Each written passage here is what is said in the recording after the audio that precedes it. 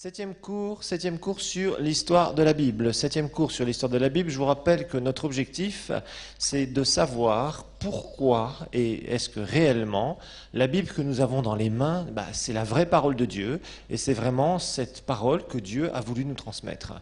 Est-ce qu'on en est sûr et est-ce qu'on peut le prouver? Parce que ça c'est important, parce que c'est sûr, on reçoit le Seigneur en écoutant le message de l'Évangile qui vient à partir de cette parole écrite. Maintenant, il faut savoir si toute cette parole écrite que nous avons, elle est pour nous réellement, ou est-ce qu'il y a des choses qui ont été ajoutées, des choses qui ont été enlevées, etc., etc.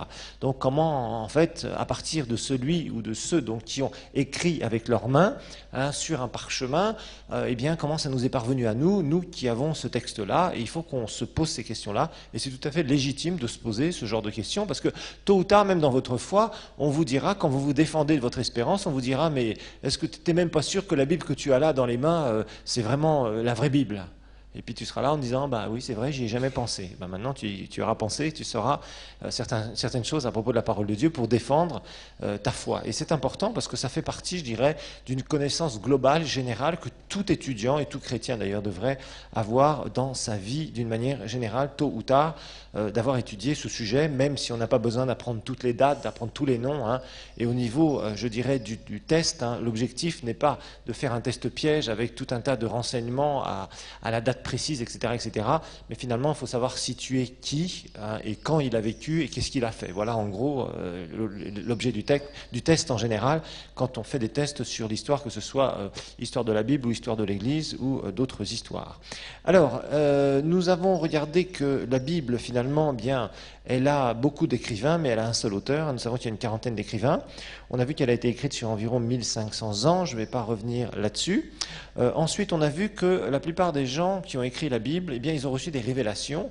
Maintenant, à savoir quand est-ce qu'ils devaient écrire ces révélations, ça a été la conscience des prophètes, c'est-à-dire il y a quelque chose qui les a poussés, il y a le Saint-Esprit qui les a poussés à mettre sur papier certaines choses, et d'autres choses peut-être à les mettre sur papier, mais à ne pas les considérer comme des textes sacrés. Donc nous avons vu la différence entre la révélation et l'inspiration aussi.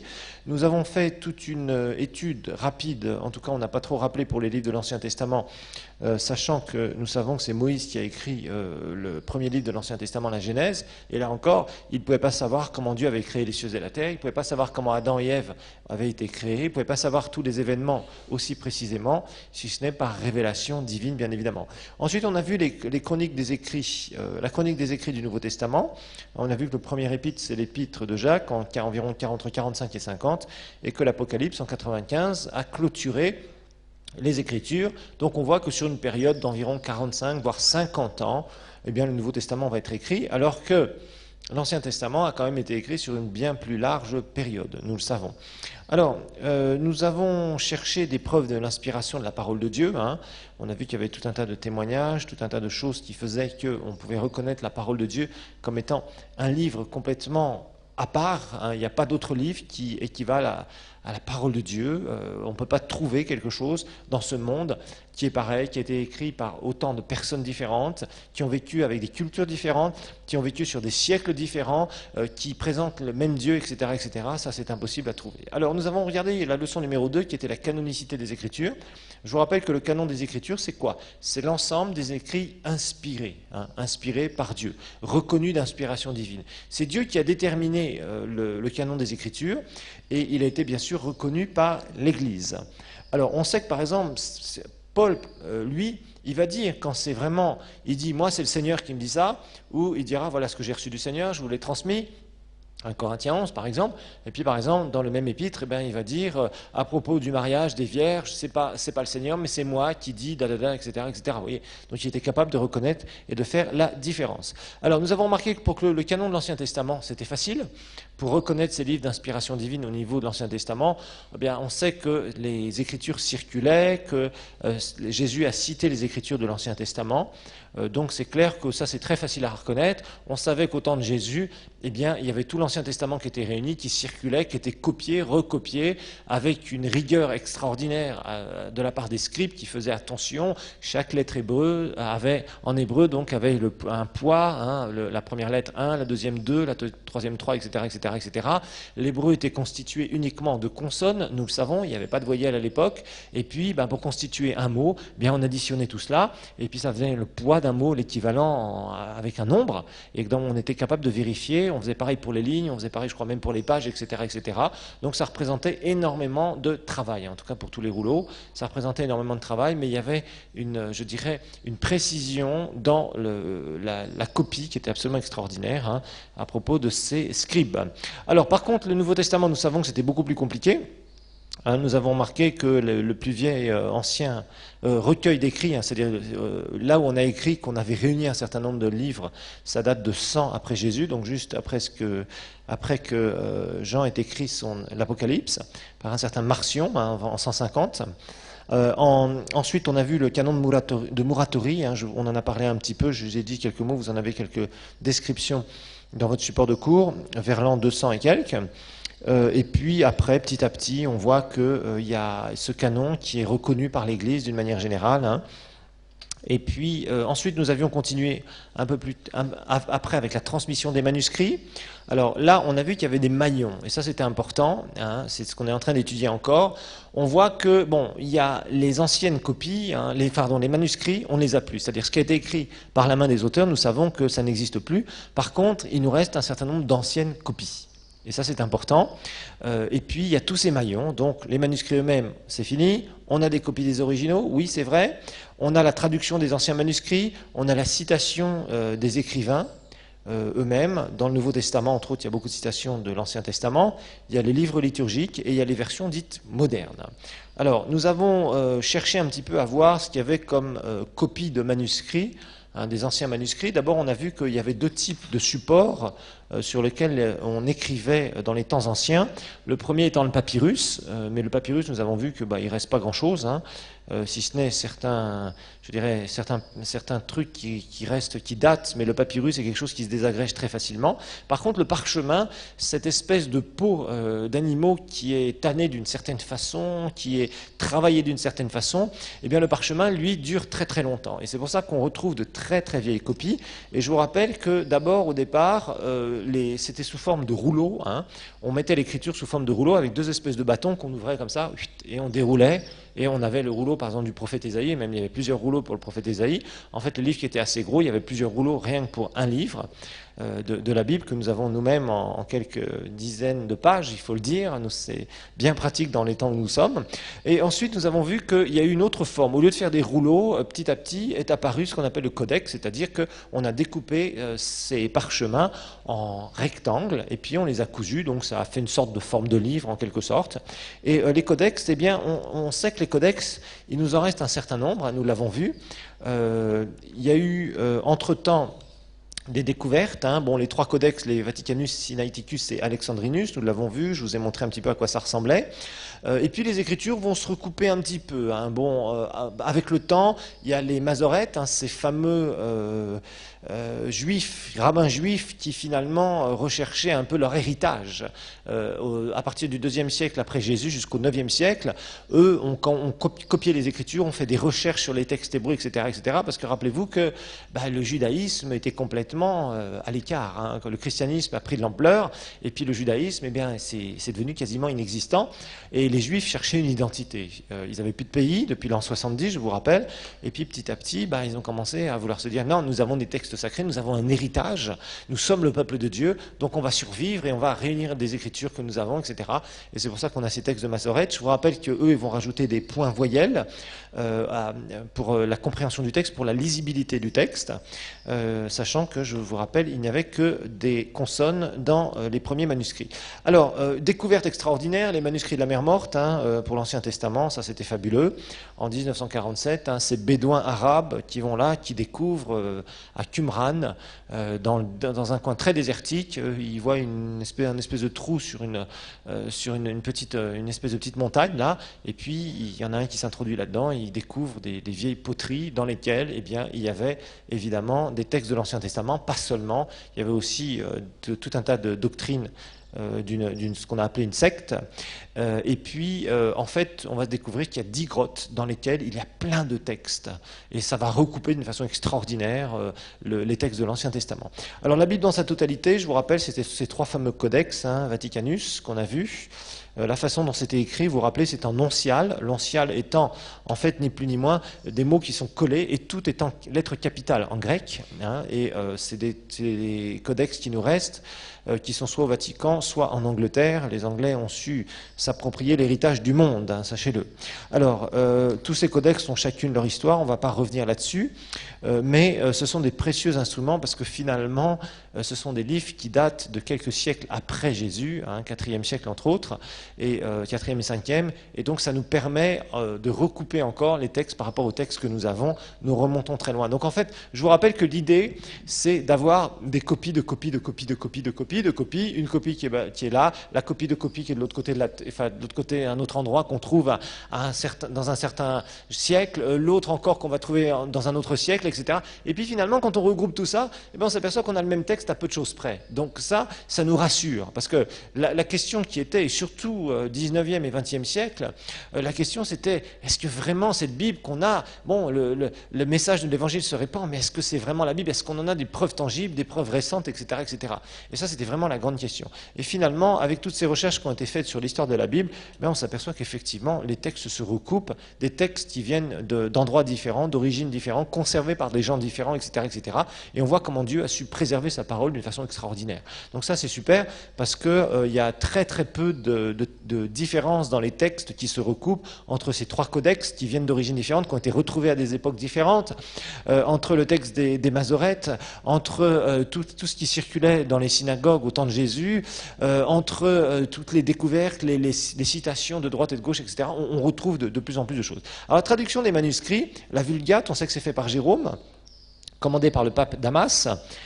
Et puis, au 5e siècle, Jérôme fait ça, et au début du 5e, et puis finalement, c'est la Vulgate, je vous rappelle que ça veut dire en langage vulgaire, c'est-à-dire en langage habituel, en langage que tout le monde peut comprendre, mais c'était en latin.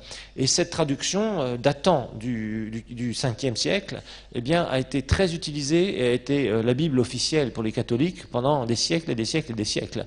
Donc, elle vient bien de quelque part. Et Jérôme, lui, s'est intéressé, bien sûr, à rechercher des textes originaux au départ, et ça a vraiment été la ressource pour l'Église catholique. C'était la traduction autorisée, comme on dit si bien, à propos de l'Église catholique. Alors, on sait aussi qu'il y a eu des traductions qui ont été un peu partout, qu'on a retrouvées à droite, à gauche, de très très vieilles traductions, celle des Goths par exemple, celle en langue copte, donc en Éthiopie. On sait qu'il y a aussi un petit morceau qu'on a retrouvé à propos d'une traduction chinoise qui date, je crois, environ du 7e siècle, excusez-moi. Donc tout ça, on a quelques bribes, mais ce n'est pas l'objet principal. Je dirais que les plus gros textes que nous avons, bien sûr, ça reste quand même nos 3 codex qui sont là et qui ont été quand même dans des états de conservation assez importants, mais à droite à gauche, on a quand même pu recouper ou regrouper quelques morceaux d'écriture de droite et de gauche. Alors on avait vu aussi la citation des écrivains, on avait vu qu'il y a pas mal de gens qui ont écrit, même tout au début de l'histoire de l'Église, et entre autres on a un livre qui est très précieux qui s'appelle la Didaché, qui était vers l'an 150, et un peu plus d'ailleurs.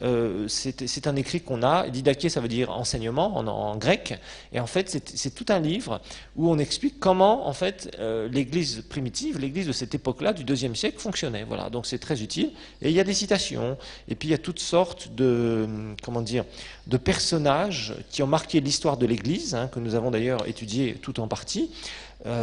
Qui vont écrire. Et puis, on a récupéré ça, et ça date de siècles différents, de cultures différentes. Ça s'est répandu dans toute l'Europe de l'Ouest, entre autres, et c'est là où on a pu récupérer. Et il y a plein de citations, évidemment, de la parole de Dieu. Ici, il y a même des commentaires faits par ces personnes-là, vous voyez, parce qu'il y avait des attaques sur la doctrine, donc ils ont commenté des passages bibliques. Et ces passages bibliques, ils les ont bien récupérés quelque part à l'époque. Si c'est au 2e, au 3e, au 4e, au 5e, au 6, 7, 8 ou 10e siècle, peu importe, ils ont récupéré ces passages bibliques quelque part. Donc ça venait bien d'une source, vous voyez. Et là encore, quand on recoupe ces écrits, on retrouve encore les Écritures. Alors on a vu aussi qu'il y a la liturgie religieuse, où il y a beaucoup de citations dans les lectionnaires, on en a plus de 2400, je vous rappelle, et ils datent en général entre le 7e et le 8e siècle après Jésus, et ces lectionnaires, ce sont les catholiques qui s'en servaient, qui s'en servent d'ailleurs, je crois encore, et dedans, évidemment, il y a plein de citations d'Écriture. Et où est-ce qu'ils ont trouvé ces citations? Celui qui a écrit le lectionnaire au départ, ce lectionnaire étant copié, étant répandu partout dans l'Église catholique, eh bien, quand ça a été écrit, on a bien puisé ça d'une ressource. On voit, il y a plein de recoupements constants sur les Écritures, ce qui nous amène, quand on reprend tout ce qu'on a, quand on arrive à réunir tous les textes qu'on a, eh bien, on s'aperçoit que finalement, c'est énorme parce que l'écriture se recoupe d'elle-même. Voilà, tout simplement. Tous ceux qui citent quelque chose, eh bien, ils citent d'une façon exacte. Il y a très peu d'erreurs qui se sont glissées. Donc, ces textes-là nous sont parvenus. Alors, on a commencé à étudier l'histoire des versions modernes. Et je vous rappelle qu'il y a deux langues particulières où on va s'intéresser à deux langues particulières. C'est le français et l'anglais. Les anglophones ont travaillé énormément sur la Bible, les francophones ont moins travaillé quand même, mais il faut dire qu'il y a eu quand même un travail qui a été fait qui était pas mal. Mais les anglophones aujourd'hui sont arrivés à un texte quand même traduit qui est vraiment assez précis et qui vraiment fait ressortir au maximum la pensée des textes originaux. Mais ça ne s'est pas fait du jour au lendemain comme nous allons le voir. Alors nous savons que la Bible française, son histoire commence au XIIe siècle. Je vous rappelle qu'il y a eu un obscurantisme, et ça par contre, vous voyez, là on peut mettre le blâme sur l'Église catholique. Autant on peut donner un bon point à l'Église catholique sur la conservation des Écritures et des anciens manuscrits, parce que franchement ils ont été très forts, et si cette institution n'avait pas été là, je ne sais même pas encore aujourd'hui si on aurait eu des copies de quoi que ce soit, parce que franchement, ils ont fait un travail de conservation extrêmement important en Europe de l'Ouest. Ça nous a permis, d'avoir tous ces recoupements d'écriture, et c'est vraiment grâce aux catholiques qu'on a ça, ça c'est clair. Maintenant, nous savons que les cathos ont empêché, malheureusement, qu'il y ait accès à la population aux Écritures. Et ça, par contre, ça a été vraiment un gros blâme, et il y a un gros blâme qu'on peut leur donner de ce côté-là, parce qu'ils ont gardé les gens dans un obscurantisme épouvantable pendant des siècles, et ça leur a valu la réforme. Alors, au XIIe siècle, on sait que ça commence là, on sait que, bon, il y a Pierre Valdo, entre autres, qui commence à... Bon, il y a eu vers l'an 1100, on sait qu'il y a des moines en Normandie, c'est-à-dire dans l'ouest de la France, au nord-ouest de la France, qui vont commencer à traduire quelques portions des Écritures en vieux français pour essayer de rendre accessible la parole de Dieu à des gens qui savaient à peine lire et écrire. Rappelez-vous que là, on est dans le temps du catholicisme, tout passe par les catholiques. On est catholique, on est baptisé catho, on est confirmé catho, et on meurt catholique. Tout est catho, et on a une éducation catho. Donc tout passe par l'Église catholique, il n'y a rien d'autre, il n'y a pas d'école laïque, il n'y a que des écoles catholiques, etc., etc. Mais il y avait quand même des gens qui, parmi les cathos, avaient envie de donner de l'écriture à des gens de tous les jours, pour qu'ils comprennent, parce qu'ils n'avaient pas le privilège de faire partie du clergé. Bon, alors, eux, ils ont fait ça, ils ont traduit quelques psaumes en vieux français, c'est la première trace qu'on a de la traduction en français.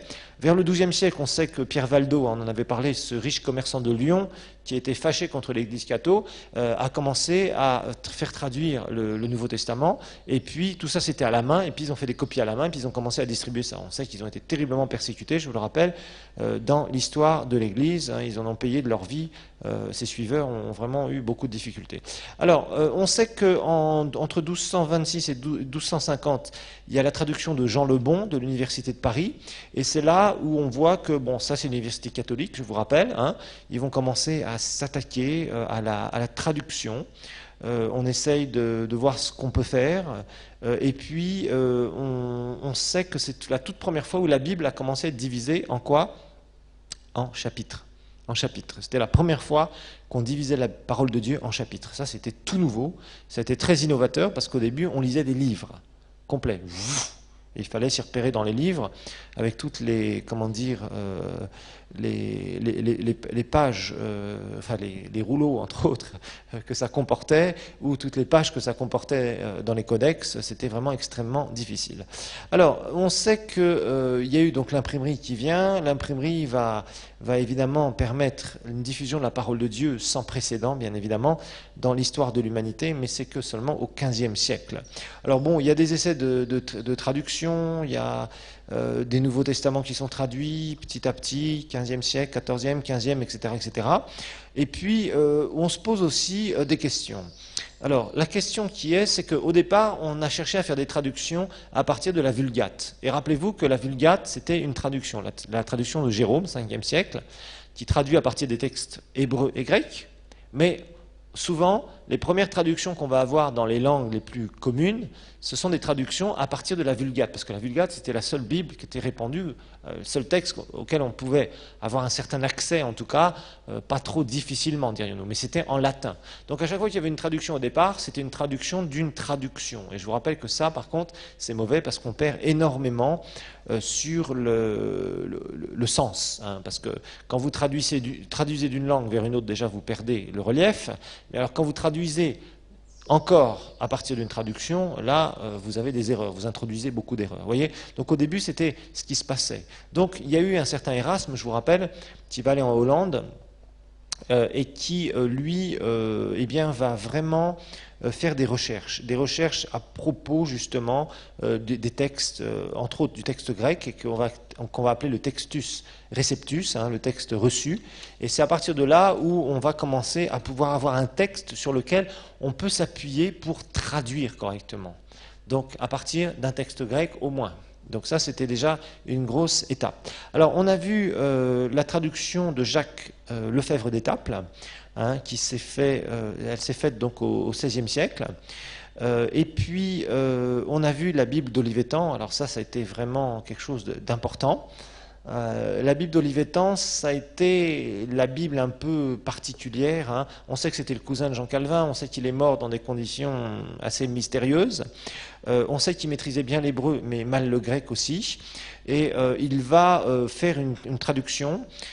Il va introduire le mot éternel au lieu du tétragramme YHWH, hein, prononcé YHWH, à chaque fois ainsi parle l'éternel, ainsi parle YHWH, ça faisait un peu bizarre, donc lui il a mis éternel. Pourquoi ? Parce qu'il a fait ressortir le sens du tétragramme YHWH qui veut dire celui qui existe par lui-même, donc lui il a pris ce mot-là, il a dit l'éternel. Voilà, cette appellation divine vient d'Olivetan au XVIe siècle, hein, qui a traduit donc la Bible et qui a osé prendre ce nom de Dieu, entre guillemets, et de dire, voilà, le meilleur sens, vaut mieux donner un sens et que ça donne un nom particulier, un nom propre à Dieu, mais au moins que ça fasse ressortir le sens que 4 lettres qui n'ont pas vraiment de sens directement, puisque les gens ne connaissent pas l'hébreu. Alors ensuite, on a vu en 1560... eh bien, c'est la Bible de Genève. Alors la Bible de Genève, c'était Jean Calvin, et Jean Calvin, en fait, il va réviser, hein, il va prendre il va prendre la traduction d'Olivetan et il va réviser sa traduction. Et là, on va voir de plus en plus, vous allez vous apercevoir qu'il y en a toujours un ou deux qui va faire le gros du travail à partir des textes originaux, et après les autres vont souvent réviser leur travail. En fait, on va voir que la traduction de la Bible, de plus en plus, à partir du XVIe et après, eh bien, à chaque fois, ça va être des révisions, donc des améliorations. Qu'est-ce que c'est que réviser un texte ? C'est reprendre à partir du texte original, hein, hébreu ou grec, regarder comment on a traduit et se poser la question si ça fait bien ressortir la pensée de l'original ou si on ne pourrait pas faire ressortir d'une autre façon, d'une meilleure façon, certains mots. On va voir qu'il y a eu certaines traductions qui ont été orientées, hein, d'une manière, d'autres traductions qui ont été orientées d'une autre manière. On va le voir. Et ces traductions d'ailleurs n'auront pas un grand succès.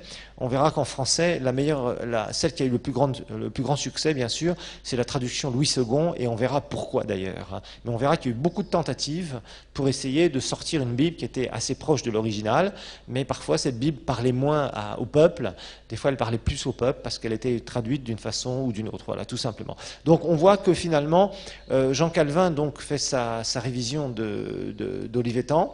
Elle est appelée souvent la Bible de l'épée, parce qu'il y avait un glaive qui figurait sur sa couverture, hein. C'est tout à fait classique sur cette Bible-là. Et puis, pendant un temps, donc, la Bible, elle a été considérée comme la Bible officielle de la Réforme.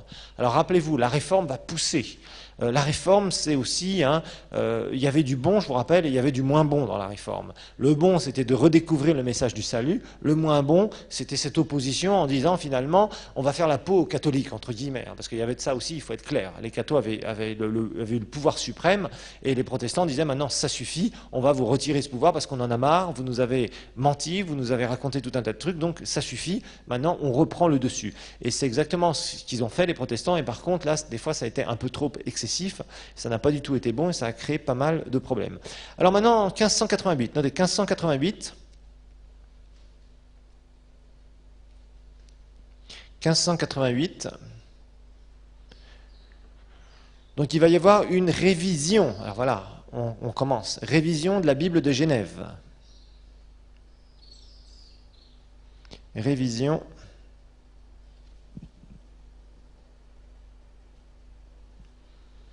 de la Bible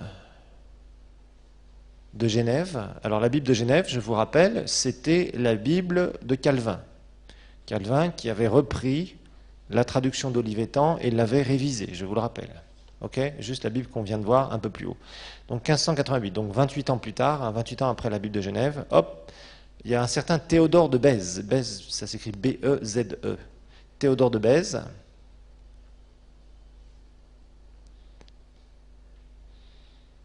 Donc c'est lui qui va faire cette révision. Et en fait, Théodore de Bèze, c'était un noble français, c'était quelqu'un qui était extrêmement haut placé. Il venait d'une grande famille bourgeoise, très catholique, très ancré dans le catholicisme, et il est tombé extrêmement malade. Et à l'issue de sa maladie, le Seigneur l'a guéri et il a donné sa vie à Christ. Et quand il a donné sa vie à Christ, il s'est rallié au mouvement protestant. Il a été en Suisse, il a été, quelqu'un qui était même jusqu'à être ce qu'on appelle un chef spirituel, un responsable spirituel parmi les Huguenots. Les Huguenots, vous entendrez parler de cette expression assez souvent parmi les protestants. Les Huguenots, c'était une certaine branche du protestantisme en France qui était très fort. Il y avait beaucoup de nobles parmi eux. Ils ont été aussi extrêmement persécutés. Beaucoup ont fui. Ils sont partis en Afrique du Sud, ils sont partis en Amérique, ils sont partis à droite, à gauche parce qu'ils ont été énormément persécutés. Mais Théodore de Bèze, a vraiment... en fait, lui, il a pris la succession de Calvin. C'est quelqu'un qui avait beaucoup d'influence pendant un temps. Rappelez-vous que c'était la Suisse qui était le fer de lance de la réforme. C'est avec la Suisse qu'il y a eu beaucoup de choses qui se sont passées au niveau de la réforme. C'était un peu un protectorat, entre guillemets, protestant, la Suisse. Tous ceux qui... Rappelez-vous, Calvin était un Français, mais il a fui en Suisse, parce qu'en France, il n'était pas sécurisé. Donc, pas mal de gens qui ont été persécutés ont fui en Suisse pour éviter justement leur tête. Alors, ça c'est une traduction qui était donc de révision de la Bible de Genève. Ensuite, plus tard, en 1668,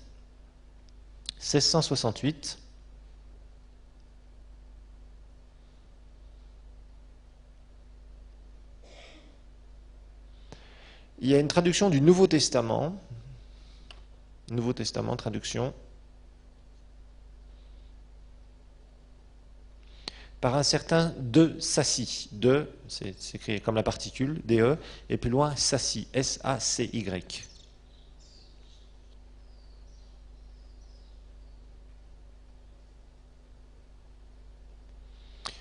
Alors De Sacy, lui, il a vu une sorte de tragédie parce que il venait d'une famille huguenote, donc des protestants, très engagés, et son père a été arraché avec ses frères, donc son père a été arrêté par le pouvoir catholique de l'époque, il a subi des persécutions si vous voulez, et puis il a été imposé, on lui a imposé d'avoir une éducation catholique. Donc il s'est beaucoup rebellé contre cela. Et après, il s'est mis à traduire la Bible. Il a été avec d'autres érudits comme Blaise Pascal, un écrivain français assez connu. Lui, il a commencé à traduire la Bible. Par contre, sa traduction, il a essayé de suivre un peu trop la Vulgate, et donc la Bible qui avait été traduite par Jérôme. Pourtant, il avait repris les textes originaux, mais il a essayé de trop suivre la Vulgate, et en fait, on lui a reproché sur sa traduction que sa traduction n'était pas très précise par rapport au grec, malgré les textes qu'il avait devant lui. Alors en 1707, il y a un certain David Martin, qui était pasteur. David Martin, un pasteur français, 1707.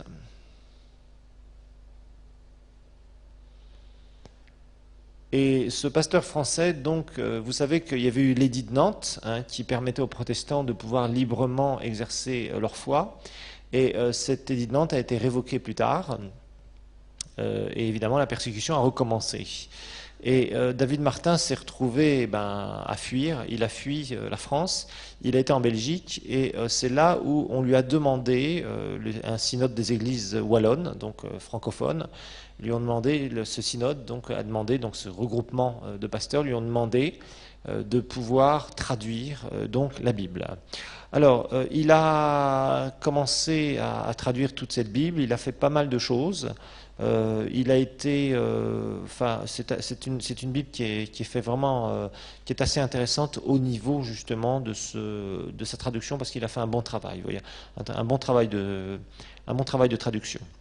Alors ensuite, on a en 1744, on a un certain Osterwald,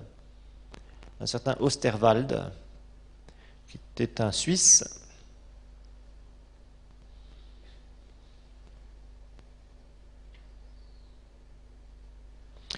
Alors Osterwald, lui, il va en fait à nouveau traduire, mais ça sera plus une révision. Il va sortir une Bible. Donc il était pasteur, il était théologien. Il était donc basé en Suisse.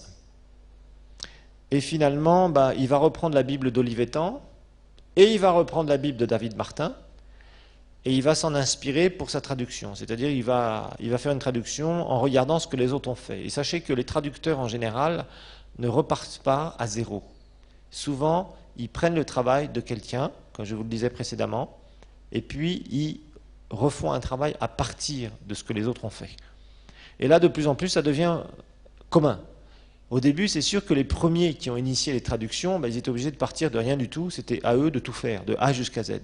Ils n'avaient rien sur aucun texte de la langue dans laquelle ils voulaient traduire la Bible, sur lequel ils pouvaient s'appuyer.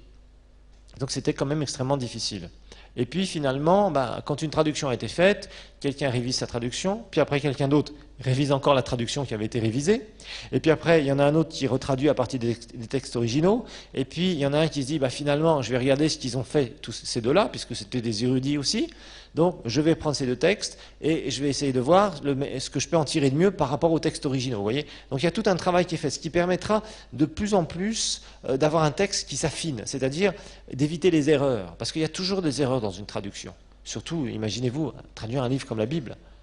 Il y en avait qui mettaient 15 ans à traduire ça, et qui mettaient 4 ans, 5 ans, 6 ans, à partir des textes originaux. Vraiment, c'était un travail extrêmement assidu, c'était un immense boulot de pouvoir traduire la Bible du premier verset de la Genèse jusqu'au dernier verset de l'Apocalypse.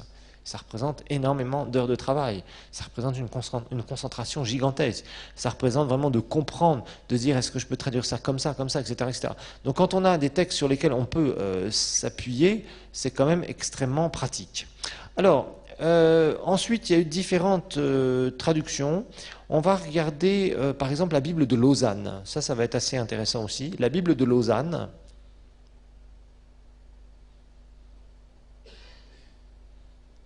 La Bible de Lausanne qui a été achevée en 1872.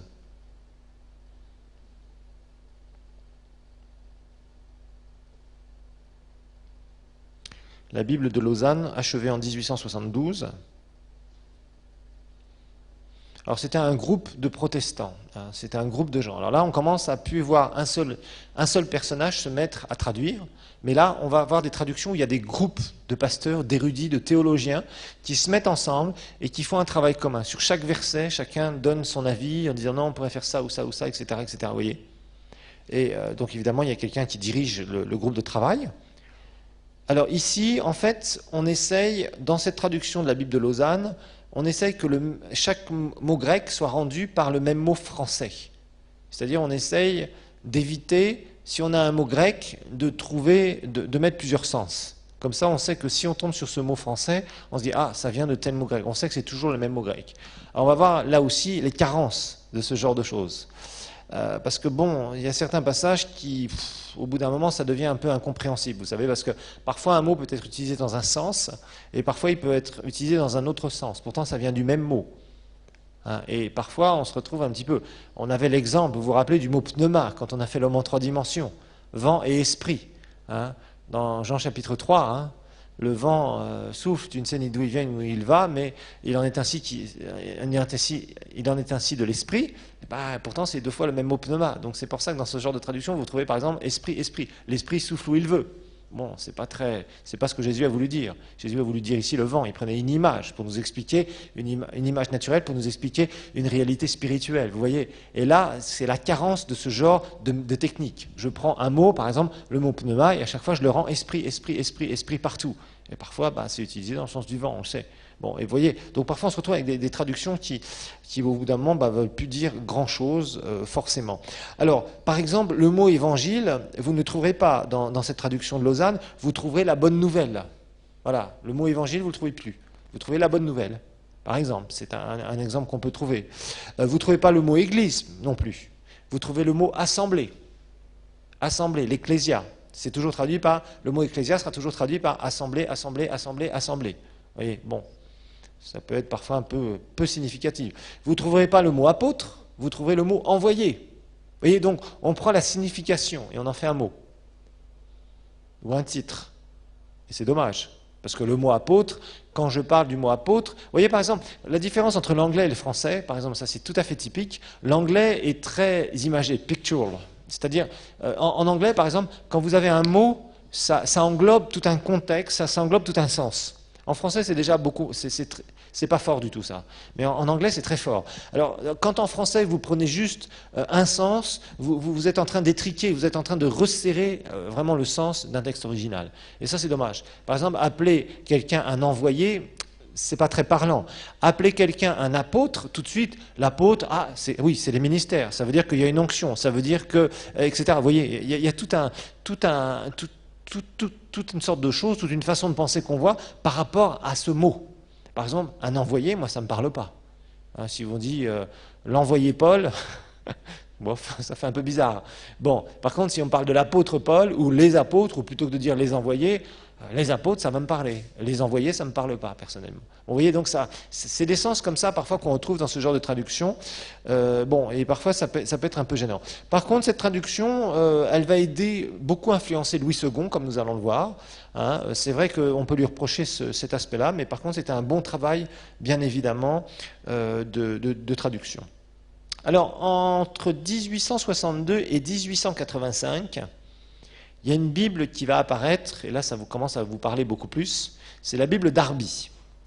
Darby, c'est avec un Y, D-A-R-B-Y.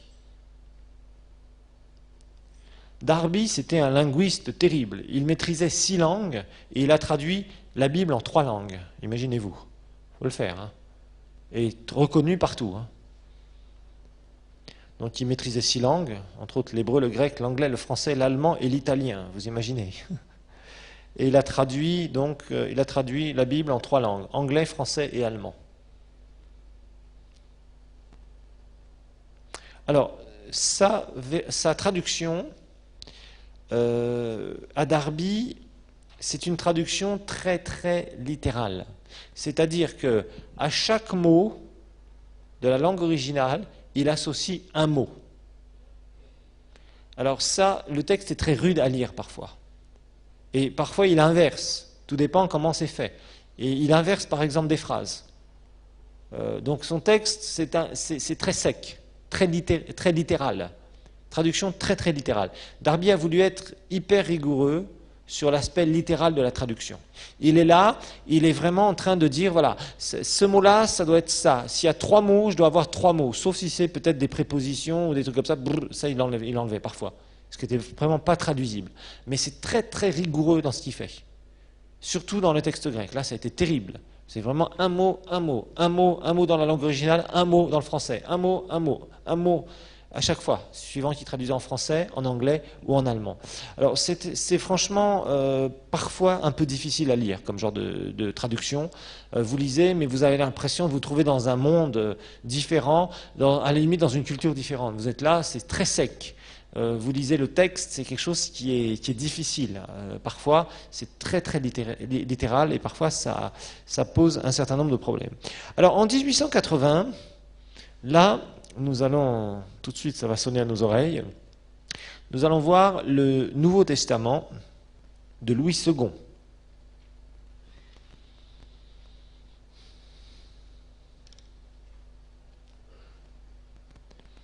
Louis II,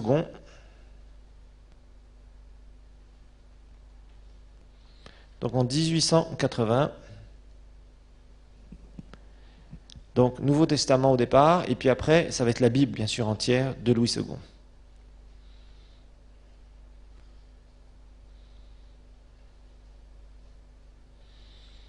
Alors Louis II, c'était un professeur de la faculté de théologie de Genève, en Suisse. Donc c'était un professeur de la faculté de théologie de Genève en Suisse. Et en fait, Louis II a été, je dirais, on lui a donné un contrat pour qu'il traduise la Bible. Et il y avait tout un groupe de pasteurs, donc très reconnus, ce qu'on appelle la Compagnie des pasteurs de Genève. Et il devait faire sa traduction en 6 ans. Vous voyez le travail que ça fait. Et encore, il y avait déjà eu des traductions passées avant lui, donc il pouvait s'inspirer. Et donc effectivement, il va traduire et il va vraiment faire une traduction qui est précise. C'est ça qui est bien. Et Louis II, il fait un texte qui est parlant, dirions-nous.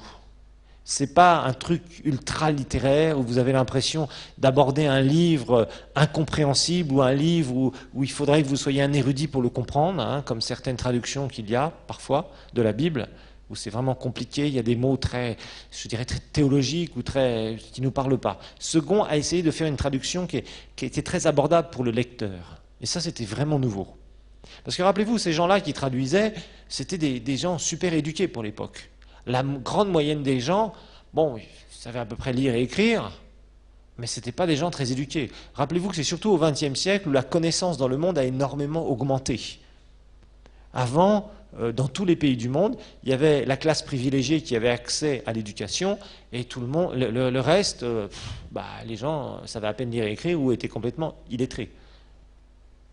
Donc, souvent, ce qui se passait, c'est que des gens très érudits, évidemment, parce qu'il fallait être un sacré érudit pour être docteur en hébreu et en grec, avoir une très bonne connaissance je dirais, de l'environnement biblique, de la culture, etc., etc. Donc, ça, c'était des choses qui n'étaient pas évidentes. Donc, on trouvait des gens qui étaient super cultivés, qui traduisaient. Et l'objectif, pourtant, c'était que cette Bible soit pour que le commun des mortels puisse la lire et la comprendre.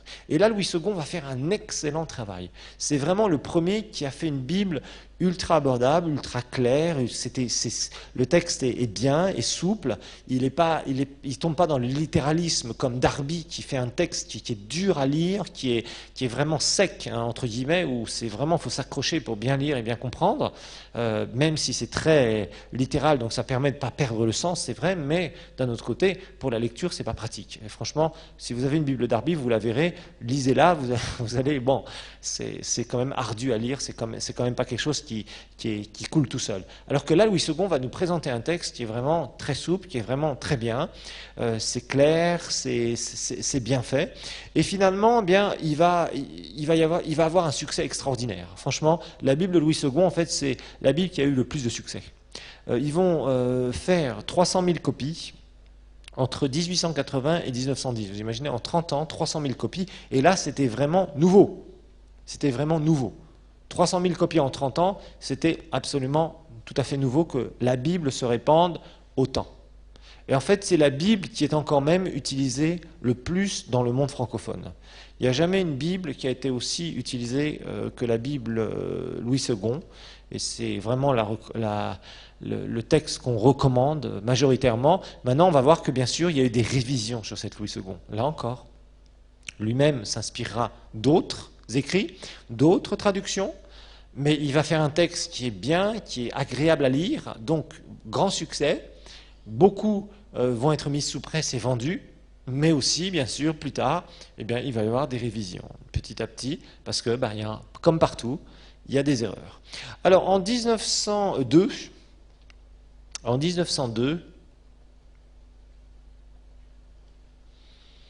il va y avoir une Bible faite par un Israélite qui s'appelle Zadok Khan. Zadok, Z-A-D-O-C. Z-A-D-O-C.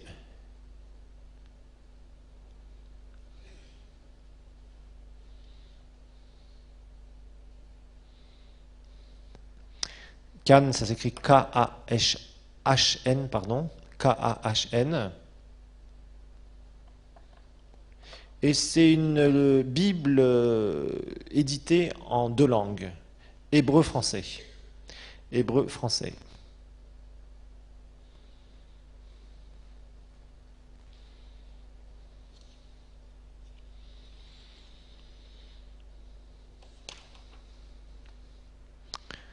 Alors, en 1904, il va y avoir la Bible du chanoine Crampon.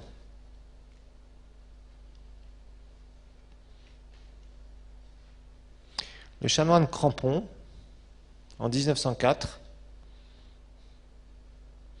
elle sera publiée après sa mort d'ailleurs, Crampon, C-R-A-M-P-O-N.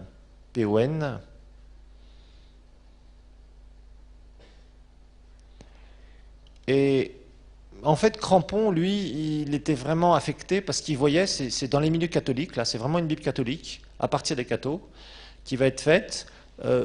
Lui, Crampon était vraiment affecté parce qu'il voyait que dans l'Église catholique, peu de gens s'intéressaient même à la lecture de la Bible. Bon, ils n'étaient pas motivés par les prêtres, c'est clair, mais aussi peu de gens étaient motivés d'une manière générale. Donc il s'est dit quand même, ça serait bien, parce que rappelez-vous que les cathos, eux, ils marchaient toujours avec la Vulgate. Donc évidemment, la Vulgate c'est bien, mais il faut lire le latin, couramment. Bon, puis c'était comme une traduction qui datait du 5e siècle. Donc, alors, Crampon, ce qu'il va faire, lui, c'est qu'il va, et c'est la première traduction dans les milieux catholiques, à partir des textes originaux, hébreux et grecs. Ça, c'est vraiment une nouveauté. Finalement, les cathos se mettent sur un travail de traduction de la Bible, non plus en disant nous on veut la Vulgate et puis on reste avec la Vulgate et puis les lectionnaires, etc., etc. Mais on commence à vouloir une traduction. Vous voyez, donc l'Église catholique va changer sa position vis-à-vis de la Bible. Maintenant, aujourd'hui, nous savons qu'ils encouragent la lecture de la Bible, c'est très clair. Mais rappelez-vous que ça n'a pas été le cas pendant des siècles et jusqu'à des persécutions d'ailleurs. Donc en fait, Crampon va quand même faire des avancées au niveau du catholicisme, amener une Bible qui pourra être disponible pour les cathos. Alors, il va faire quelque chose aussi assez intéressant. Plutôt que de traduire YHWH, eh bien, il va traduire Yehovah ou Jéhovah, si vous préférez. Entre autres. Donc ça, c'est assez intéressant. Donc, il va traduire Jéhovah au lieu pour le YHWH. Il ne reprendra pas donc le terme éternel. Il ne voudra pas, parce que ça sonnait trop par les protestants, donc certainement.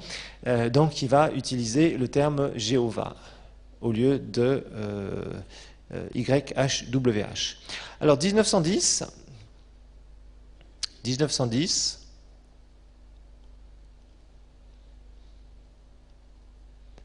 on a ce qu'on appelle la version synodale. La version synodale. C'est de la Société biblique française.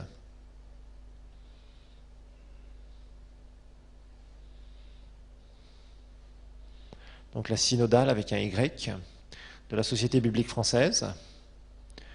Et en fait, c'est les églises réformées de France qui commencent à se poser des questions et qui aimeraient avoir une traduction un peu plus à eux. L'Église réformée donc va demander une traduction et en fait ils vont faire une révision de la Bible d'Osterwald. Révision de la Bible d'Osterwald.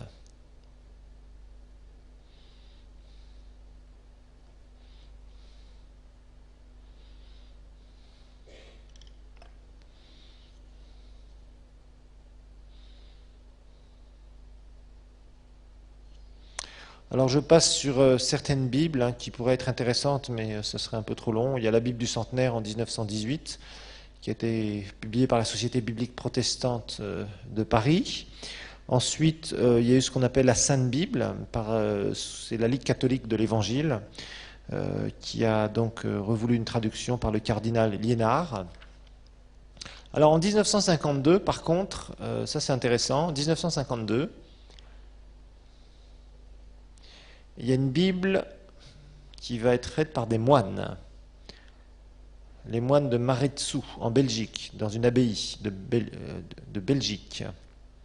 Maredsous, M-A-R-E-D, et après comme des sous, de l'argent. M-A-R-E-D et S-O-U-S.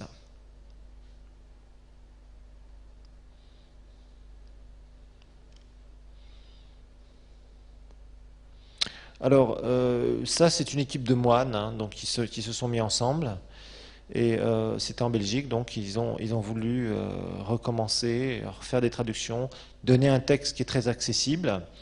Ce texte sera révisé en 1968 et ils vont mettre, quand on s'adresse à Dieu, à la deuxième personne du singulier. Au lieu de dire vous à Dieu, au lieu de dire vous Seigneur, ils ont osé mettre dans ces traductions tu maintenant. Tu. Vous voyez, ça c'était très nouveau pour les cathos. Ils avaient l'habitude, vous savez que dans l'église catho, on a tendance à vous voyez Dieu.